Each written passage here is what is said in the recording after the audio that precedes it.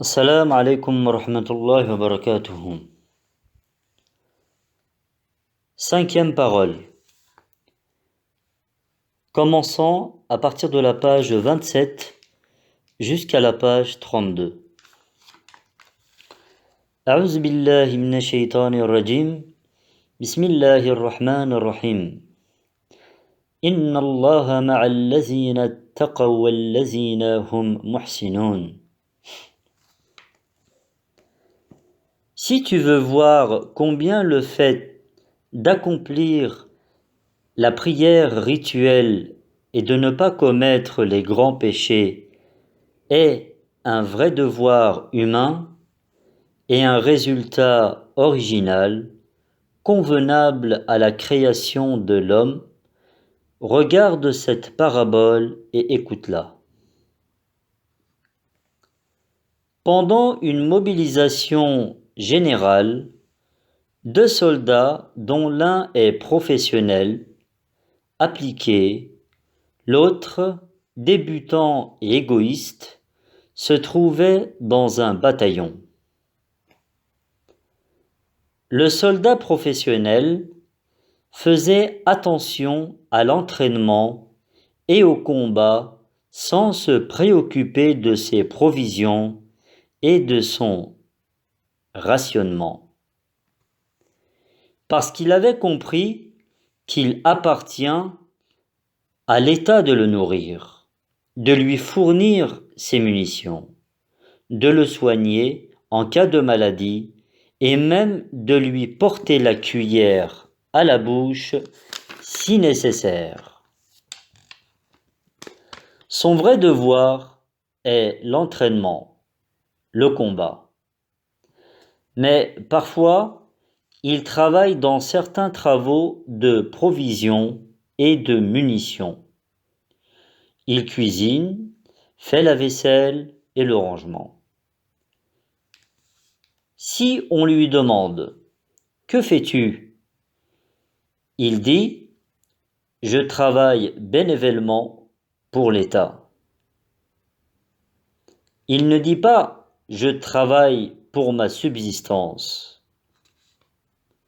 L'autre, débutant et glouton, ne faisait pas attention à l'entraînement et au combat. C'est l'affaire de l'État. Cela ne m'intéresse pas, disait-il. Toujours, il pensait à sa subsistance, était à sa recherche, quittait le bataillon, allait au marché pour faire des achats. Un jour, son camarade consciencieux lui dit « Frère, ton vrai devoir est l'entraînement et le combat. C'est pourquoi tu as été amené ici. Aie confiance en le souverain. Il ne te laissera pas dans la faim. C'est son devoir. Tu es faible et pauvre. Tu ne pourras pas te faire nourrir partout. De plus, c'est le temps de combat et de mobilisation. Il dira que tu es rebelle. Il te sanctionnera. Oui, on voit deux devoirs devant nous. L'un, c'est le devoir du souverain. Parfois, nous faisons son travail bénévolement pour qu'il nous nourrisse.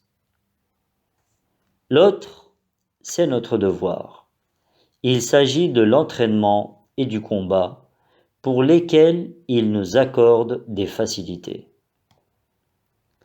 Si le soldat vagabond ne prête pas attention aux combattants professionnels, tu comprendras combien il sera en danger. Ô mon âme paresseuse, le champ de guerre agité, c'est la vie de ce monde mouvementé. Quant à l'armée divisée en bataillons, c'est la communauté humaine. Le bataillon en question, c'est la communauté islamique de notre époque. L'un des soldats est un musulman pieux qui connaît et accomplit les obligations religieuses, qui combat Satan pour s'éloigner des péchés capitaux et des fautes graves, et surtout ne pas les commettre. L'autre, c'est le pervers, le perdant qui, en se jetant dans le problème de subsistance, au point d'accuser le vrai pourvoyeur, abandonne les obligations, il commet n'importe quel péché pour sa subsistance. Quant à la guerre, en luttant contre soi-même et ses caprices, contre les djinns démoniaques et les démons humains, cet homme échappe au péché, aux mauvaises habitudes et sauve de la perdition éternelle son cœur et de son esprit. Quant aux deux devoirs, l'un est de donner la vie et de la nourrir. L'autre, en adorant celui qui donne la vie et la nourrit, c'est de l'invoquer. En mettant sa confiance en lui, c'est de s'assurer. Oui, celui qui a donné la vie, l'a créée et a fait d'elle un des plus brillants miracles d'art éternel et une sagesse extraordinaire et seigneuriale, c'est également lui qui nourrit la vie avec une subsistance et en assure la continuité. Il ne peut pas y avoir quelqu'un d'autre que lui. Veux-tu une preuve? Les animaux les plus faibles et les plus stupides sont le mieux nourris, entre parenthèses, comme les vers de fruits et les poissons. Fin de la parenthèse. Les créatures les plus impuissantes, les plus délicates, se nourrissent de la meilleure provision, entre parenthèses, comme les enfants et les petits des animaux. Fin de la parenthèse. Oui, pour comprendre que le moyen de subsistance licite n'est pas obtenu par le pouvoir et la volonté, en revanche par l'impuissance et la faiblesse, il suffit de comparer les poissons et les renards, les bébés et les monstres, les arbres et les animaux. Donc, celui qui délaisse la prière pour le problème de subsistance ressemble au soldat qui, ayant quitté l'entraînement et la tranchée, mendie au marché. Mais celui qui, après avoir fait sa prière, cherche sa subsistance dans la cuisine de la miséricorde du pourvoyeur généreux, sans être à la charge d'autrui, y aller soi-même, c'est beau, noble et aussi une adoration. De même, la nature humaine et ses facultés spirituelles montrent que l'homme est créé pour l'adoration. Car il ne peut atteindre le moineau le plus faible du point de vue de l'action et de la capacité.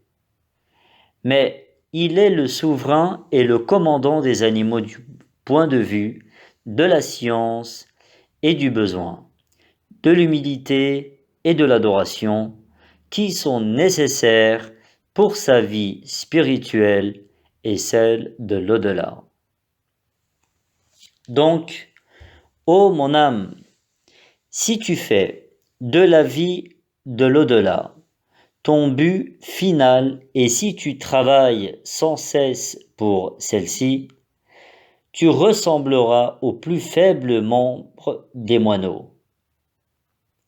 Si tu fais de la vie de l'au-delà ton but final et tu fais de la vie d'ici-bas le moyen de celle-là, son champ, et si tu agis en conséquence, alors tu seras dans ce monde comme un haut commandant des animaux, un serviteur tendre, implorant et agréé de l'être absolu, et son invité honoré et respecté. Voilà, deux chemins devant toi. Tu peux choisir celui que tu veux. Demande au clément miséricordieux de te guider et de te donner la réussite. Inch'Allah. Al-Fatiha.